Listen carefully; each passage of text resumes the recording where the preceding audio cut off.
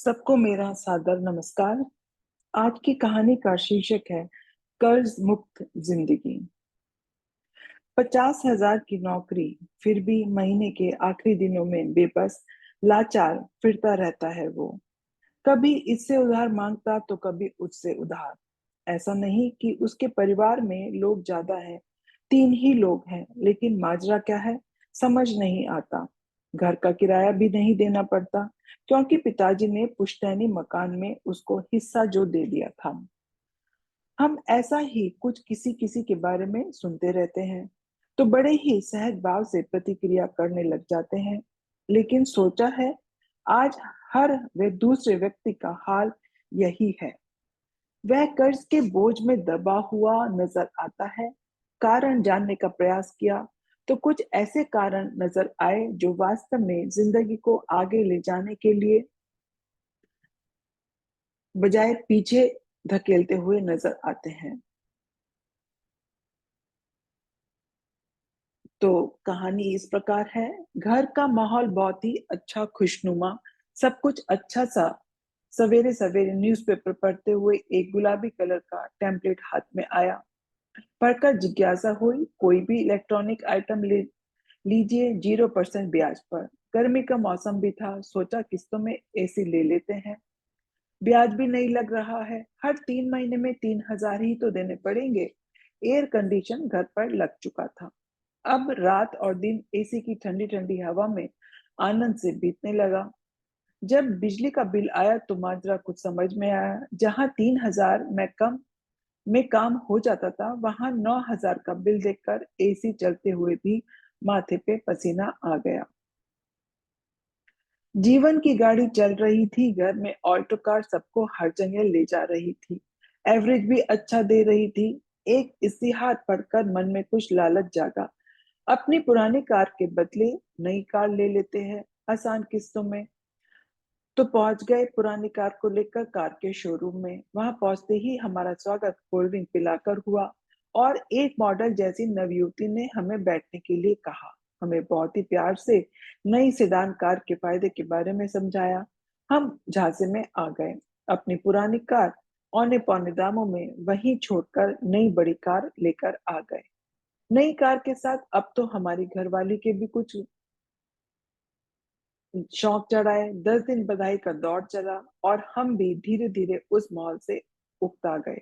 इसी बीच महीने की पहली तारीख भी आ गई। अपने खाते में उस रोज हमारी सैलरी भी आ गई। दूसरे दिन एक मैसेज आया, प्रिय ग्राहक, आपके खाते से कार की किस्त 15,000 जमा हो गई है, उसके लिए धन्यवाद।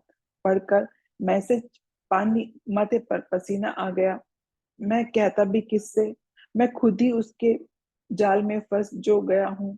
अब मैं हिसाब लगा रहा हूँ, 9,000 लाइट का बिल, 3,000 एयर कंडीशन की किस्त, 15,000 कार की किस्त, 5,000 बच्चे के स्कूल की फीस, 5,000 का राशन, 3,000 जीवन बीमा की किस्त, 1,000 मोबाइल का रिचार्ज, 5,000 कार और बाइक का पेट्रोल, 3,000 बाहर खाने का खर्चा। अब बचा सिर्फ 1,000 और महीने के 27 दिन। अब कुछ समझ नहीं आ रहा था, कैसे निकलेगा महीना। बहुत डर सता रहा था। आज की लाइफ स्टाइल में हर परिवार में ऐसा ही सब कुछ आम बात हो गई है। इसका परिणाम क्या है? घर में कलह बढ़ता जा रहा है, व्यक्ति मानसिक रोगी होता जा रहा है। हो सके तो जिंदगी की गाड़ी को किश्तों में ना उलझाएं, सही से घर अपना जीवन चलाएं। बादशाह अकबर के दरबारियों को अक्सर यह शिकायत रहती थी कि बादशाह हमेशा बीरबल को ही बुद्धिमान बताते हैं, औरों को नहीं। एक दिन बादशाह ने अपने सभी दरबारियों को दरबार में बुलाया और 2 हाथ लंबी 2 हाथ चौड़ी चादर देते हुए कहा, इस चादर से तुम लोग मुझे सर से लेकर पैर तक ढक दो तो मैं तुम्हें बुद्धिमान मान लूंगा।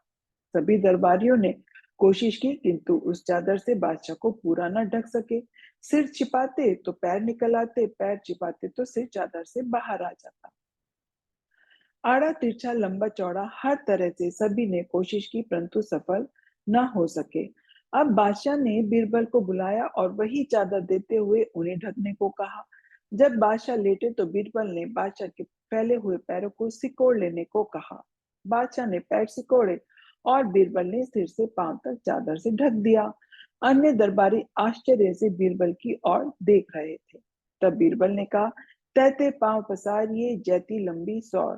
कहने का तात्पर्य है, अपने पैरों को उतना ही फैलाइए जितना की लंबी चादर है। यही सूत्र हर मनुष्य के जीवन में भी पूर्णतः लागू होता है। जो व्यक्ति जितना भी कमाता है और अपनी कमाई में ही खुशी खुशी अपने जीवन का निर्वाह करता है, वास्तव में वही व्यक्ति सदा सर्वदा अपने आप से, अपने जीवन से खुश रहता है।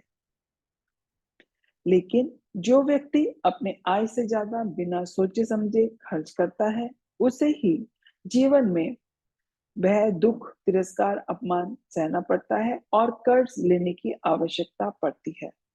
तो अतः जितना कमाए उतना खाए और कर्ज मुक्ति जिंदगी जिए। अगर कहानी अच्छी लगी तो 3 लोगों के साथ शेयर अवश्य करिए। आप सबको मेरा सादर नमस्कार।